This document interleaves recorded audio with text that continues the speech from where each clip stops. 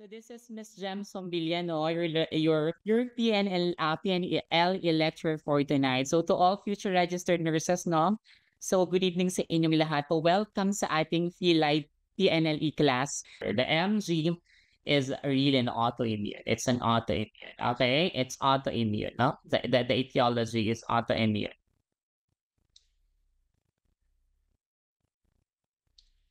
Okay, so syempre pag sinabi nating autoimmune, alam na natin yan. You have your autoantibodies. When I say autoimmune self, okay, autoimmune, it's autoimmune disorder, right? It's self-destruction. Right? Sinabi nating autoimmune, it's self-destruction. Meaning to say, no, yung mga dapat na tagapagtanggol mo sa katawan sinisira, no? So para silang mga para silang mga backfighter, tama? Okay, para silang mga rebelding sundalo, no? Okay, ganun yan, yung mga antibodies mo. Okay, mga abnormal antibodies mo. So it's purely autoimmune, no? Okay, now, okay, ang myasthenia gravis nurses, ang MG, okay, yung gravis na word, di ba pag sinabi mong gravis, parang sa ano to?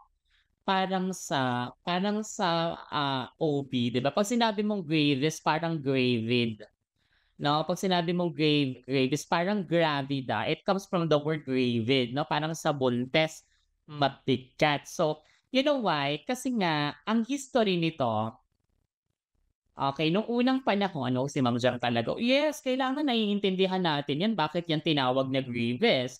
Ang history nito, common po ito nung unang panahon. Wow, that's true. Common po sa mga buntis.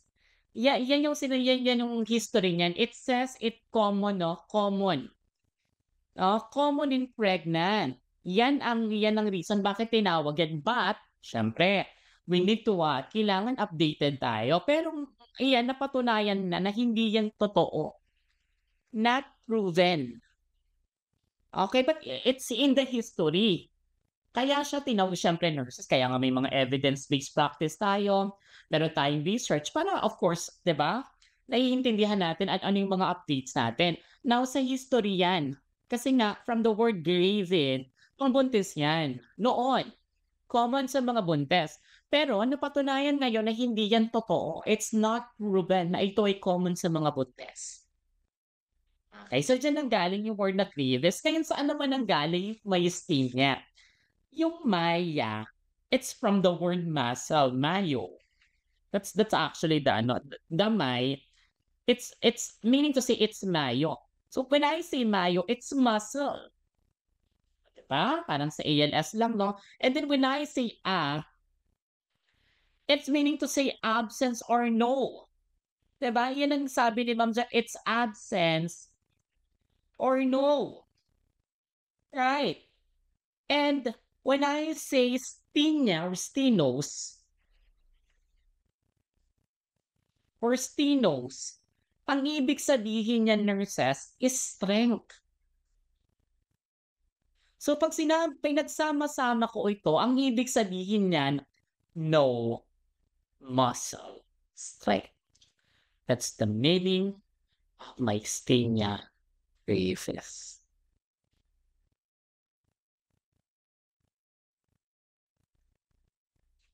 Di ba doon pa lang sa pangalan ng sakit, pag naintindihan mo siya, nakukuha mo yung mukha ng disorder. Kaya 'di ba, kapag MG ang pinag-aaralan natin tsaka GDS, talagang weakness talaga ang unique sa kanilang dalawa.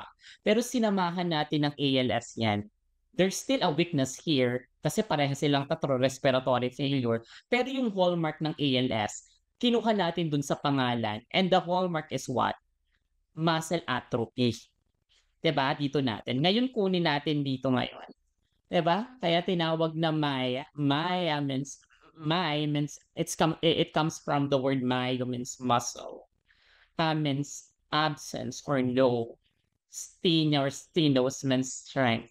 No muscle strength. So what's the main problem? It's really a severe muscle weakness.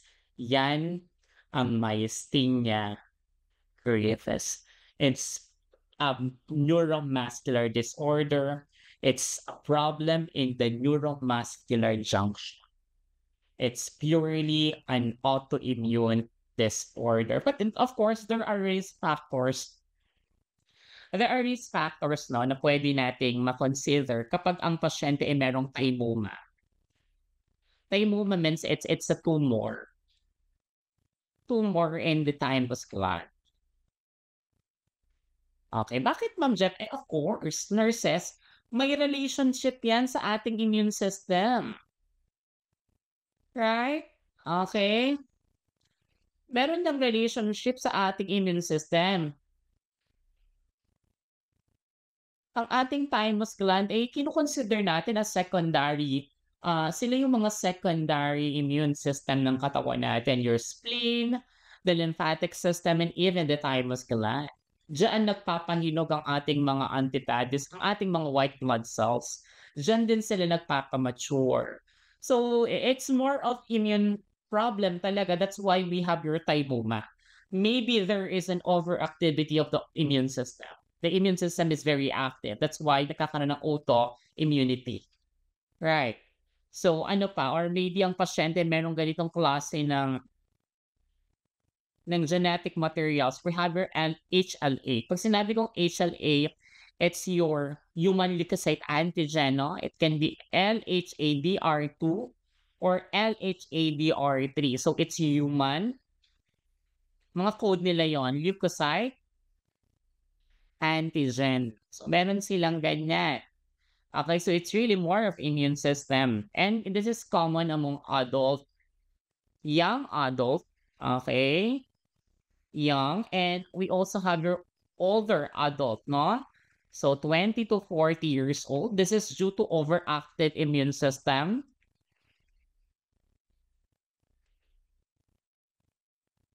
Okay, and ito naman, this is 50 to 70-year-old. So there is a problem with your immune system already as you get older. Okay? So yan po ang ating mga risk factors. Okay, ano po bang nangyayari? You know, nurses, ang myasthenia gravis, hindi naman talaga mababa ang acetylcholine mo dito eh. Sino ba nagsabi na problema mo ang production ng acetylcholine? Your acetylcholine is not a problem here. The problem here is the receptor. Oh, so that's but you know, of course, dun sa mga notes natin, pwede na natin i-consider. But kung talagang aaralin mo 'to, hindi naman production ng acetylcholine ang problema. Hindi talaga. Nagpo-produce ng maayos, okay, yung katawan natin, specifically your axon terminal, okay? Your axon terminal, nakakapag-produce yan ng maayos. Kasi ganito yung normal natin, nurses. Let's have your wait.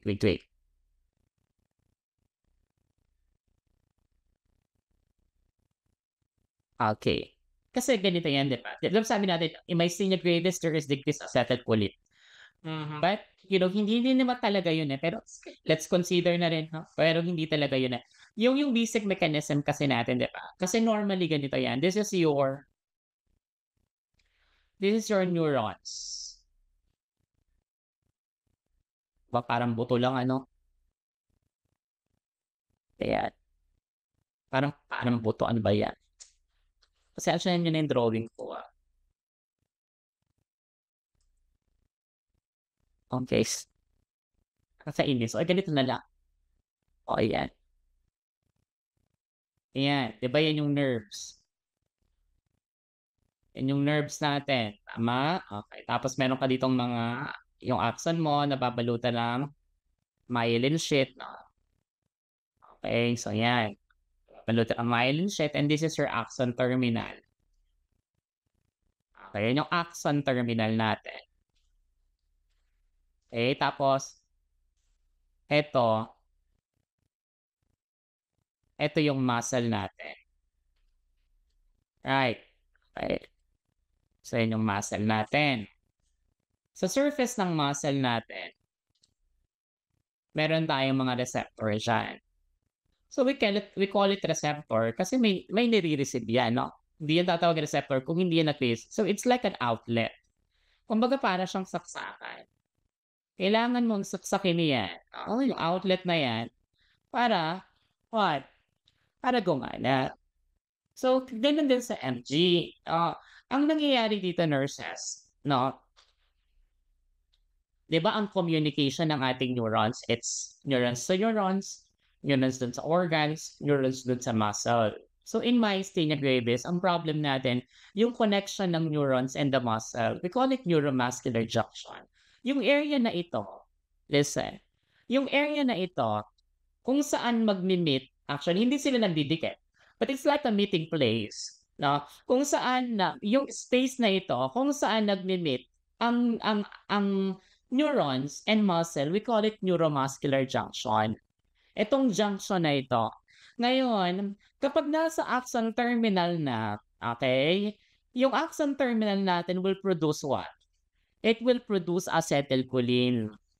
Okay, dyan. Okay, ACTH. This is your acetylcholine. So, magpo-produce yan ng acetylcholine. Yung acetylcholine, magbabind yan dito. Magbabind ang acetylcholine dyan. So, meron ka na ditong ACTH, ACTH, ACTH. Magbabind lahat ng acetylcholine dyan. Sa mga receptor na iyan, okay, then magkocontract na yung muscle. So, ang tawag natin sa mga receptor na ito, it's your acetylcholine nicotinic receptor. Yan, okay? Nicotinic receptor. So, yan yung normal natin, no? Dito sa ating neuromuscular junction, pag sinabi kong junction, it's the space between the axon terminal, between the neurons, specifically the axon terminal, and the muscle. That's why we call it neuromuscular. From the word itself, neuro means nerve, myo means muscle. Junction is the area between the neurons and the muscle. Diyan kasi nagkakaroon ng release ng acetylcholine in the neuromuscular junction. Now, once na mag-release ang axon terminal ng acetylcholine, it will bind to the receptor. We call it what? Acetylcholine nicotinic receptor. It's a receptor na nakadikit sa surface ng muscle. Pag nag-bind ng acetylcholine, there will be a muscle contraction. Kasi para saan ba ang acetylcholine, Miss Jem? The acetylcholine is a cholinergic. It's a cholinergic. The acetylcholine is more of parasympathetic effect. Tama, ang acetylcholine nurses, ang main function niya in neuro is for muscle contraction. Kasi ang main function ng dopamine in neuro, it's more of muscle coordination. That's why in Parkinson's disease, if you have a low dopamine level, your muscle is not coordinated. That's why there is a tremors. Okay, while in MG, the problem is what? There is damage with the receptor. That's why hindi nakakapag-bind ng maayos ang acetylcholine kasi kulang. So there will be a problem in muscle contraction. It could lead to muscle weakness. Okay? That's your MG. Okay. Now, ngayon, nurses, tandaan nyo ha, acetylcholine muscle contraction, it's more gross motor. Yung mga malalaking muscle, ang responsible yan. Kasi yung maliliit na muscle, it's more of dopamine, the fine motor. That's why in dopamine, you have, in Parkinson's, you have a pill rolling, right? The tremors is pill rolling tremors because the problem is a small muscle, the fine tremors. But in myasthenia gravis, it's more of large muscle, gross motor yan, muscle contraction of the gross motor. Okay, gross muscle natin, mga large. Okay, so yan po ang ating acetylcholine. Ngayon, nurses, in your MG, okay, burahin ko na yan ha, if you want to screenshot. In your MG, ganito ang nangyayari. Your antibodies, sa basic pathophysiology. Okay, your antibodies, it's an autoimmune, tama? You have your abnormal antibodies. Your abnormal antibodies, ina-atake, it attacks your what? The nicotinic, okay, acetylcholine receptor. So, magkakaroon ng damage yan. So, magkakaroon ng damage, okay, to receptor. Ngayon, anong mangyayari? Makakapag-bind pa ba ng maayos yung acetylcholine sa receptor? Definitely hindi na. So, there is decreased or impaired, okay, ability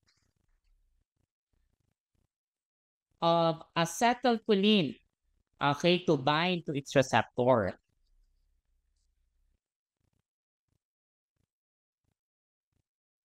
So, ano mangyayari? Walang muscle contraction. So, pag walang muscle contraction, ano mangyayari? Muscle weakness. So, nakakita ka ba ng problema sa acetylcholine dito? Wala. Walang problema. Yung receptor. Anong tawag sa receptor? Nicotinic acetylcholine receptor. So, kaya hindi nagkakaroon ng pasyente ng weakness kasi nga hindi na nakakapag-bind ng maayos yung acetylcholine dun sa receptor kasi nga sira na. Okay, yan talaga yung pinaka-main mechanism. Mamaya explain ko bakit nagbibigay tayo ng acetylcholine. Okay? Bakit nagbibigay tayo bakit nagbibigay? Hindi tayo nagbibigay ng acetylcholine. Nagbibigay tayo ng acetylcholinesterase inhibitor. We do not give acetylcholine. Ang binibigay natin ay yung medication that will inhibit, okay, that will suppress the effect of the enzyme that destroy or degrade the acetylcholine. And we call it acetylcholinesterase. Diba? Yun ang problema natin dito, no? Dalawa it's the autoimmune and the enzymes. No. Okay, ang binibigay natin dito, it's not your acetylcholine. It's not a medication. It's not acetylcholine. It's the inhibitor of enzyme that degrades the acetylcholine. Okay, later we'll explain bakit kailangan ka magbigay noon. Okay, ngayon nurses, okay, malinaw po? Malinaw? Naiintindihan po ba ako? Okay, malinaw ba? Sige nga, paki-press 1. O ulitin ko pa. Press 1. Press 1. Sige po, paki-press lang ng 1 kung naiintindihan. Okay, very good. Very good, very good, nurses. Okay, ha? Sige, punta tayo sa sign and symptoms. Sign and symptoms na tayo.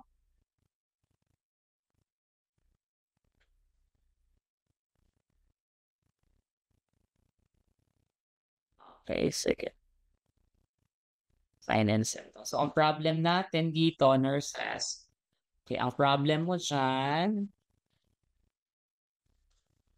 okay, nadadamage receptor and increase ang acetylcholinesterase. And it is an enzyme that degrades, sumisira, the acetylcholine.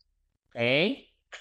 Ngayon, punta tayo sa sign and symptoms. Ngayon, ang sign and symptoms natin dyan, okay, diagnostic examination muna pala. Anong diagnostic test pala ang ginagawa natin?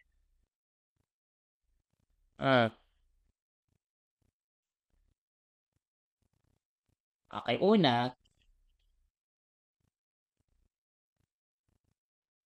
okay, so it's Tensilon test. Okay, your Tensilon test is a short-acting cholinergic. Okay.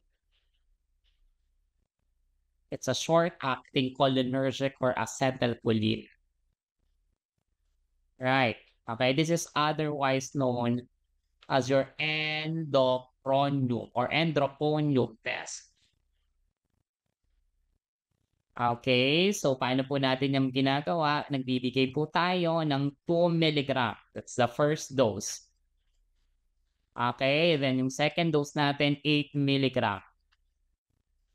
Okay, so ano po yung effect? Ano po yung magiging result if you are positive? Positive for MG, of course, kailangan mag-improve yung muscle.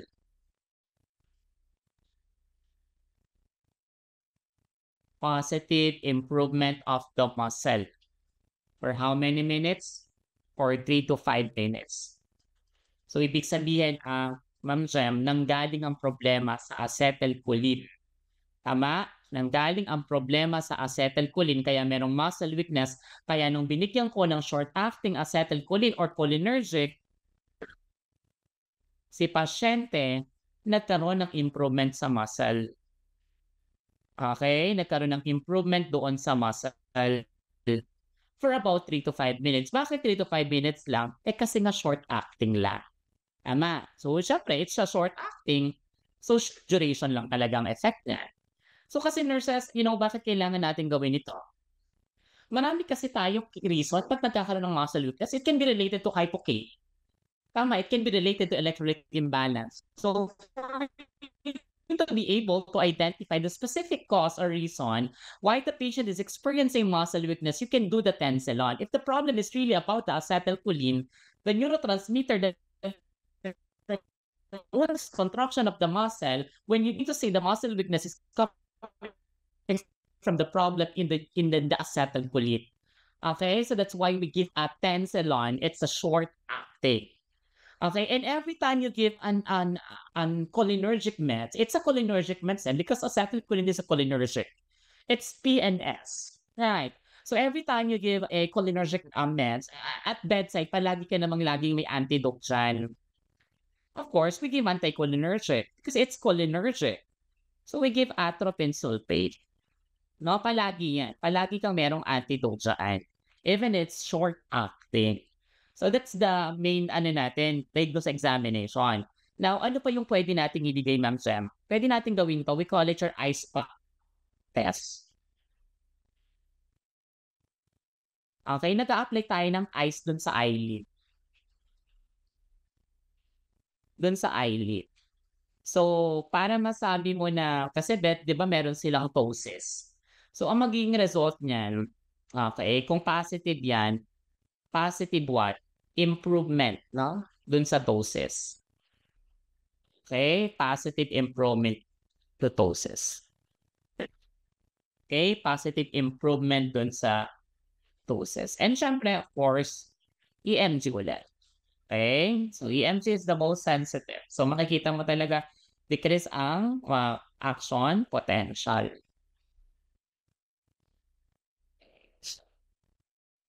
So, mahinang-mahina ang pasyente. Okay? Yan yung mga pwede nating gawin sa ating, but this one, the number one is the most common. Okay? Diagnostic examination for your MG, the Tansilot test. We give a short acting anticholinergic. It's IM, ha? Okay? We give a short acting. No, it's IV. It's IV. IV. Okay? IV. It's IV. Okay.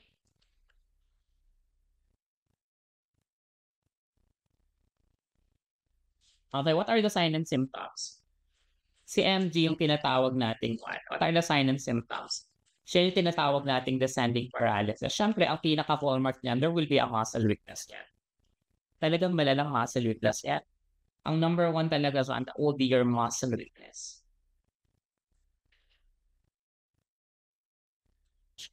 Okay, there will be a muscle weakness. Yan, yung muscle weakness na nurses, it's descending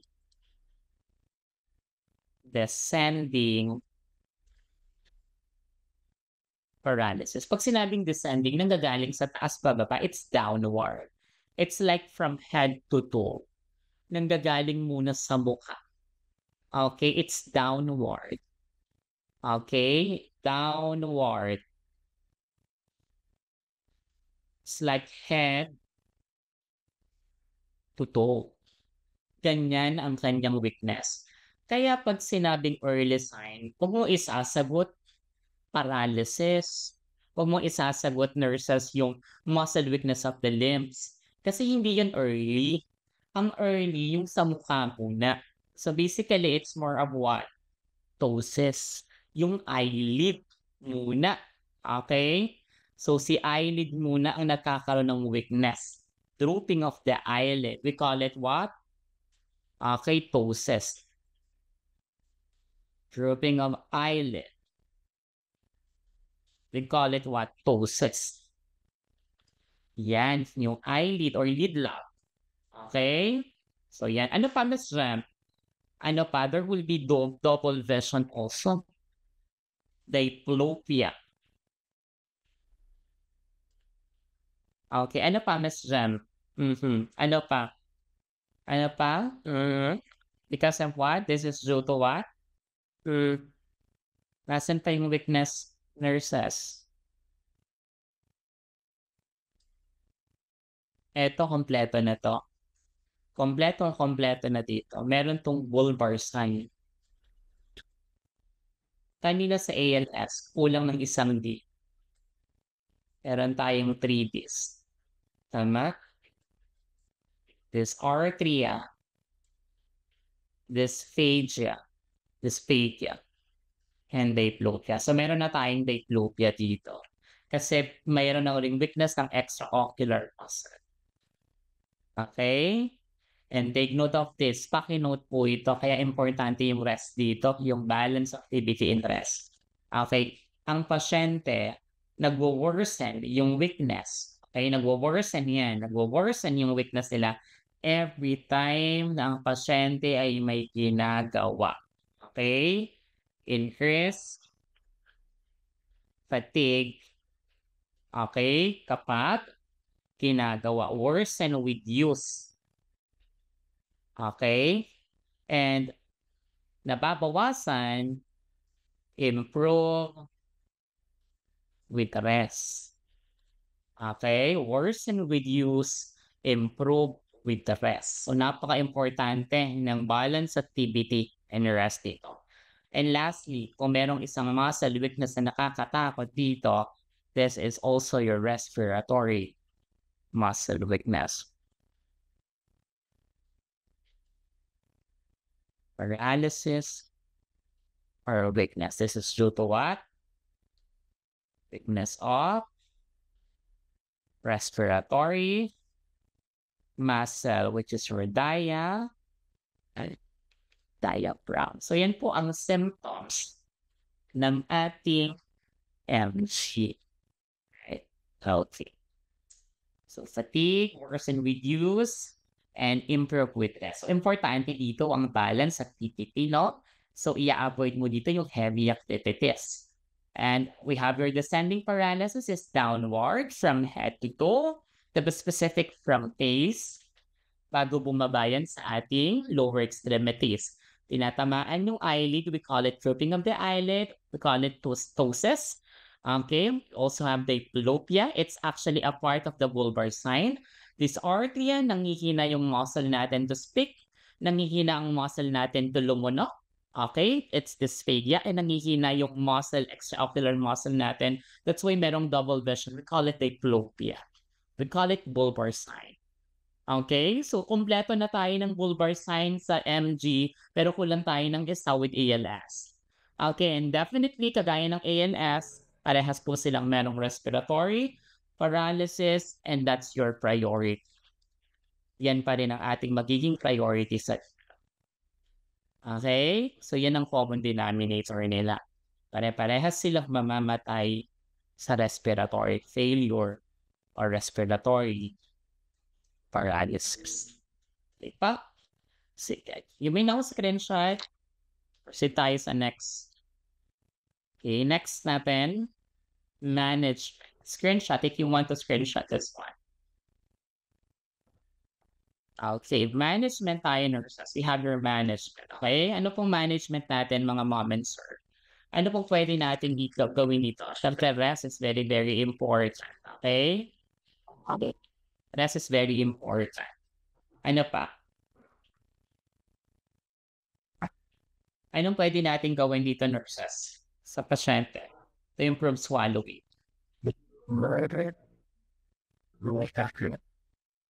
How will you improve swallowing of the patient? Okay, of course, you have to check the gag reflex first. Okay, to decrease aspiration or to prevent aspiration. Ano pang pwede nating ibigay? Cold beverages. Right? Okay. It's a vasoconstriction. It contract the muscle, no? Contraction. Okay. To decrease weakness. Okay. What else? Nurses. Ano pa pwede nating ibigay? Magbibigay ba tayo ng gamot dito? Yes. Magbibigay po tayo ng anticholinesterase at least 20 to 30 minutes before meals.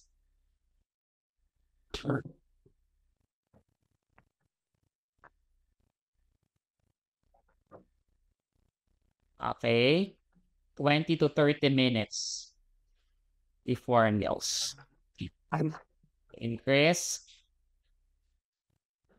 muscle strength. Okay, so para makalunok ang pasyente, no? Okay. So ano pa?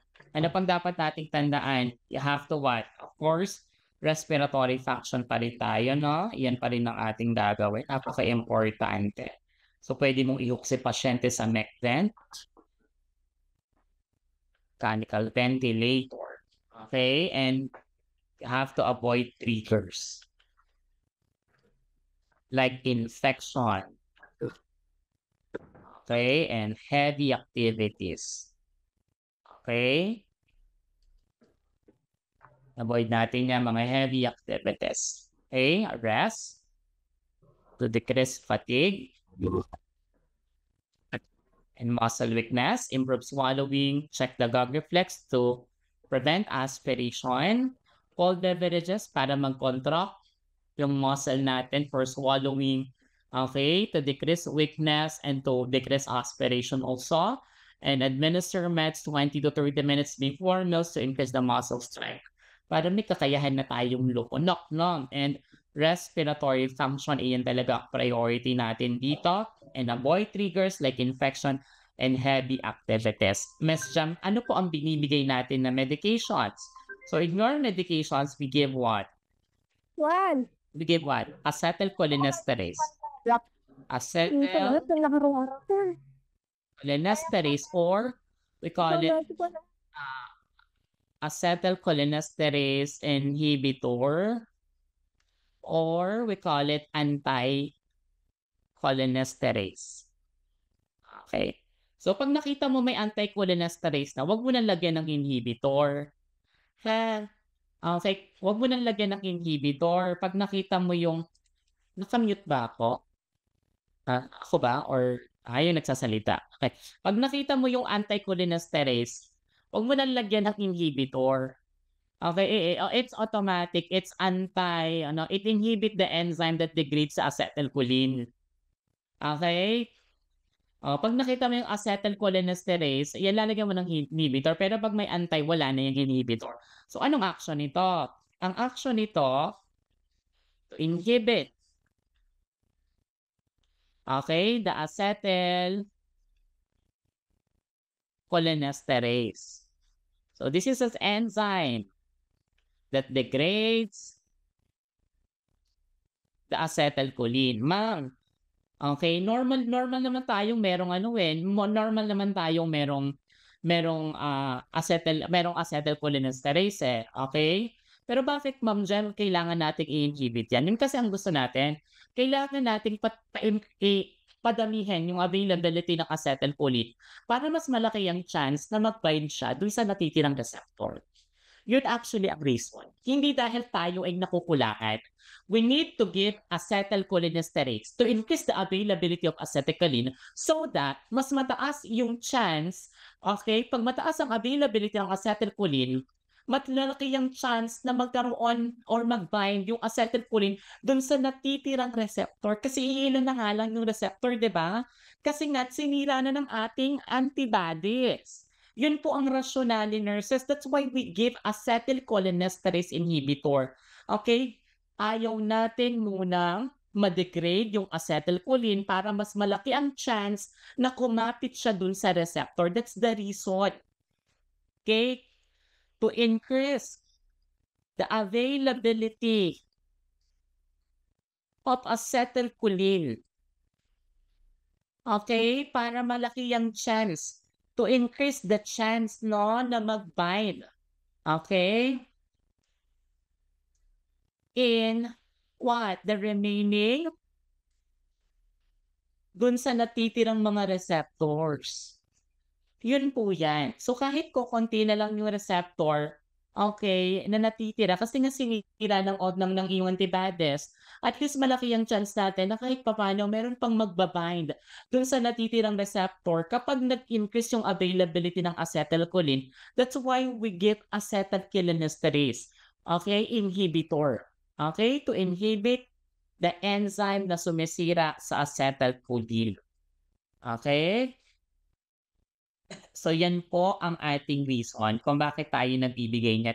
Kasi 'di ba madalas sa'tin tinatanong, "Why do we give acetylcholine?" Hindi naman yung antibodies ang sumira sa acetylcholine, ang sinisira ng antibodies, it's really the receptor. So ang kinukuha natin diyan is the chance, okey? Mas maraming available acetylcholine dun sa junction, mas malaki ang chance na merong kumapit doon sa natitirang receptor. That's the reason, that's the mechanism kung bakit kinakailangan nating magbigay ng enzyme. Okay, ng enzyme or ng inhibitor dun sa enzyme. Okay, malinaw po tayo sa nurses. So, siyempre 'pag nagbibigay tayo niyan, palagi tayong merong antidote. Okay, so siyempre ano ba 'yan, cholinergic 'to, eh, 'di ba? Kasi pinapataas nito ang availability ng acetylcholine. Acetylcholine from the word choline, acetylcholine, cholinergic. Okay, so we give an antidote like anticholinergic. Okay, your atropine sulfate. So palagi yan dapat available sa bedside kasi nga malaki ang chance na mag-develop ng cholinergic crisis. We'll explain dun sa dulo. Okay, we'll explain dun sa dulo. Ano pa yung pwede nating ibigay? This is the main treatment natin. That's the main treatment natin. Okay, the main drug of choice. Ano pa yung pwede nating ibigay, Miss Jem? Okay, ano pang pwede nating ibigay? Yung may naka-screenshot. Dito ko na lang pala ano pala? Nakopya na to ha? Okay. Ano pang pwede nating ibigay na strength ng mga gamot? We can also give an immunosuppressant, right? Kasi ang problema natin dito is really the immune system that damages the receptor. So we give steroids. So pwede tayong magbigay ng steroids like your prednisone. This is very, very common. Ano pang pwede nating ibigay na mga ano, na mga immunosuppressant? Huh? Eculizumab. Oh, yan. So to decrease the immune response. Okay, to decrease autoimmune response. Okay, so yun yung mga possible na ibigay natin. What else, Miss Jem? We can also give IVIG. Okay. So, ang reason ba tayo nagbibigay ng mga synthetic immunoglobulin? This is a synthetic immunoglobulin. Ang action niyan, so pag nagbigay tayo ng normal na immunoglobulin, it will stop. To stop our body, the body, okay, to produce abnormal antibodies. And syempre, we can also what? Removal of antibodies by doing plasmapheresis. Plasmapheresis. Okay, it's the removal of antibodies. Tinanong sa board exam, ano daw ang common complication ng plasmapheresis? Board exam question. Plasma is fluid component of the blood. You remove a fluid component of the blood that contains antibodies.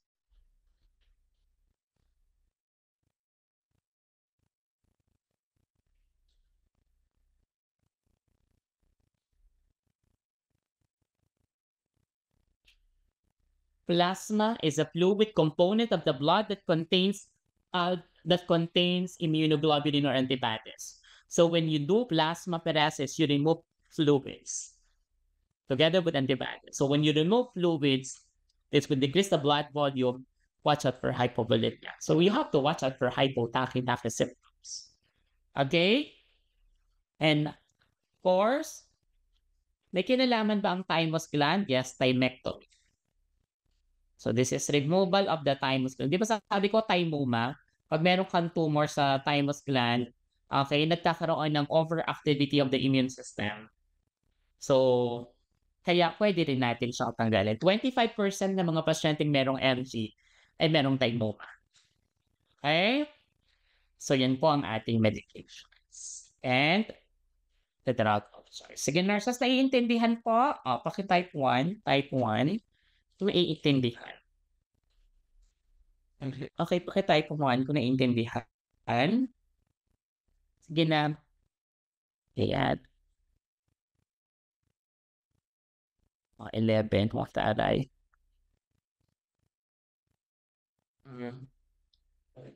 Iyan ang ating management. Okay, very good. How about yung iba? How about yung iba? Naiintindihan ba, nurses? How about yung iba? Sige na, 'pag nagta-type kayo ng mga cellphone niyo, Diyos ko kahit ngalay na yung ganito niyo na sa higaan, hindi kayo type 1 lang hinihingi ni ma'am diyan, ibigay niyo na sa'kin yung 1, okey? Sige, konti na lang 'yan. Natututo naman nurses 'no? Sige po, next na natin, next, complications. So, ang complications natin, dalawa lang naman 'yan, okey? Pero ano ulit common cause of death? Ito pa rin ha? Sige, ito pa rin, kagaya rin ng ALS. Respiratory paralysis ha? Okay, sige ngayon, ano ang complications natin related to what? Related to medication administrations. So meron tayong tinatawag na myasthenia crisis and your cholinergic crisis. And to make it simple, ganito na lang. Okay, now, we have your myasthenic crisis. Nurses, alam yung ibig sabihin kasi ng crisis, it's like pinalala. Yun lang naman ang ibig sabihin nun. So when I say sickle cell crisis, it's pinalalang sickle cell disease. That's it. Right. In your hypotay, when I say mixed edema, it's an extreme or severe hypotay. That's the mixed edema comma. When I say thyroid storm, thyrotoxicosis, it's pinalalang hyperthy. So in myasthenic crisis, it's pinalalang myasthenia gravis. Maybe due to what? Due to what? Under medications. So it's under medications. Nakulangan tayo ng meds or pwedeng delay yung medications. That's myasthenic. Ngayon, ang sign and symptoms nito, delikado ito. Ang priority mo dito, okay, it's really the airway. Airway is really a priority. Kasi pwedeng magkaroon ng respiratory failure due to severe weakness. Okay, respiratory muscle weakness. So of course, wait lang. Pag tinanong ka sa board exam, what is the priority intervention sa pasyenteng nagkakaroon ng myasthenic crisis, tapos merong respiratory distress? You have to put the patient on mechanical ventilator immediately. So, kailangan dyan, naka-prepare ang mech vent mo. Okay, pero kung hindi pa nakalagay yung symptoms ng respiratory failures, tapos, tinanong ka anong priority mo, you have to administer meds agad. You have to administer acetylcholinesterase inhibitor. Okay? Bigay ka agad ng mga inhibitors. Bigay ka agad ng ng neostigmine. Tama? Okay? Ayan yung mga pwede mong ibigay. Nasulat ko ba dito kanina? Hindi ko pala nasulat yung mga drugs, no? Ba yan? Yung neostigmine, ito yon. At ito yung mga example niya. Neostigmine. Okay? Neostigmine and pyridostigmine.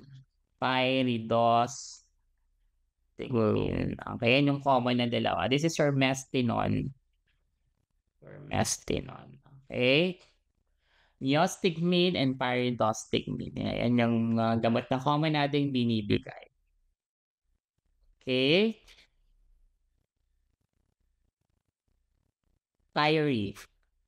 It's pyridostigmine. Okay, now, ano tayo sa complication. So, ganun din naman ang gamot na ibibigay mo ha. Immediately ha. Immediately bigay agad ng gamot. Okay? Teka lang. Okay, immediately bigay agad ng gamot ha, neostigmine or Pyre, dos, Tigmil. Okay, immediately bigay agad. So ito ang pinaka-priority diyan and tumataas ang BP, tumataas ang heart rate nila diyan and yan, and RR of course. Kasi nagko-compensate na ang katawan, okay? So, it's more of Simpa effect kung titingnan mo. Ngayon, yung number 2 complication natin, we have your cholinergic. Ito naman yung kinulang, no? Ito yung kinulang dun sa meds. Ay, nasobrahan, I'm sorry. So, sumobra ka naman ng acetylcholine dito. So, this is due to what? Due to over-medications. Nasobrahan ka ng meds, no? Excited ka or excessive medications. Okay, so ang problem dito, tumataas na masyado yung availability ng acetylcholine mo dito. Okay? So, acetylcholine is cholinergic. Ang cholinergic is PNS. Pag PNS, ang effect niyan, masyadong maraming secretions. Right? So, ang manifestation nito, it's really what? Diarrhea. Kasi PNS nga eh, rest and digest. Salivation, lacrimation. So, increase ang secretions. Pag nakita mo yan, automatic it's cholinergic crisis. Tapos samahan mo pa ng respiratory failure. Di ba tinatanong mo, ma'am, sabi niyo po si respiratory failure. Ito po yung priority kay Maystinic. Pero bakit po nagkakaroon ng respiratory failure ang cholinergic? Bakit? Bakit nurses? Kasi dahil ba't nagkakaroon? Nurses, eto yon. 'Di ba sabi mo, we need to increase the availability. Okay? We need to increase the availability of the acetylcholine so that malaki ang chance na yung natitirang acetylcholine makapag-bind, no, dun sa natitirang receptor. Ngayon ang problema, kapag too much ang acetylcholine naman, ito ang problema. Pag too much ang acetylcholine, ang dami mong acetylcholine, but you only have a minimal remaining receptor, okay, ma-overwhelm. It could lead to overwhelming of the receptors. So, ganun pa rin. Magma-muscle weakness pa rin. Kaya meron pa din silang respiratory failure. Okay? Bakit, Miss Jem? Try to imagine. Ito yung muscle mo. Ito yung receptor mo. Kung dalawa na lang ang receptor mo, then ang dami mong acetylcholine. Diba? Kasi it's the definition, it's too much acetylcholine. Ang dami mong acetylcholine. Nag-bind dito yung acetylcholine. Ang dami-daming acetylcholine nag-bind. Sa tingin mo magiging responsive yan dun sa effect ng hindi na. Magkukos lang ng overwhelming of the receptor yung too much acetylcholine kasi nga kukunti na lang ang receptor. So magte-take effect? Hindi. Hindi pa rin siya magte-take effect. Kasi nga sobra-sobra naman siya. Nakukuha nurses, nakukuha niyo yung point ni Ma'am Jem. So that's the reason. That's why meron pa rin silang muscle weakness. Despite na sobrang dami mo ng acetylcholine, magwi-weakness ka pa rin sa cholinergic kasi nga na-overwhelm yung receptor kasi kukunti na lang siya. Then ang dami niyang nare-receive na acetylcholine. Kasi nurses, ang ratio niyan, ganito lang kasimple. Ang ratio ng acetylcholine per receptor, isa lang dapat. This is the normal ratio. 1 acetylcholine is equal to 1 nicotinic receptor para mag-take effect. Did you get my point, nurses? Yan siya. Yan dapat. Pero kung sobrang dain na, punong-puno ng acetylcholine yung isang receptor. So, hindi pa rin niya magte-take effect. So, we call it overwhelming of the receptors. Okay? So, kasi ang normal ratio, dapat isang acetylcholine ang dadapo sa isang receptor. Okay? Naiintindihan? Okay, sige po, paki-press 1 kung naiintindihan yung cholinergic crisis. Okay? Naiintindihan? Yung cholinergic crisis. Paki-press lang 1.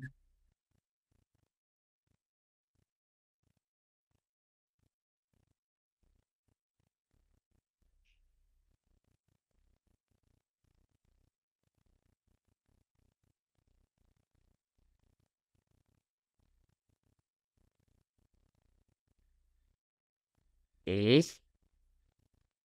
Okay, very good. Okay, very good. Naintindihan na. Nurses, makinig. Makinig kayo. Kanino yung mataas na BP? Ito. Nasa kanya naman yung mababang BP at mababang heart rate. Bakit? Cholinergic eh. Ang acetylcholine, ano ba yan? May bara. Ang acetylcholine, cholinergic. So it's PNS, it's rest and digest. Pahinga ang vital signs, pero pahinga ang vital signs, mabilis ang digestion, okay? At basa ang pasyente. Yun ang ibig sabihin ng PNS, di ba? In your autonomic nervous system. Right? So that's why, pag cholinergic crisis, matik yan. Okay? Cholinergic secretions. Tandaan nyo lang yung letter C dito sa cholinergic secretions. Tandaan nyo lang yung letter C dyan. Para hindi nyo makalimutan, it's PNS effect. Bababa ang BS, mataas ang secretions. Okay? Malinaw po tayo. Now, how will you able to identify, okay, if it's myasthenic crisis or cholinergic? Simple lang. You have to do another tensilon test. You have to do it again.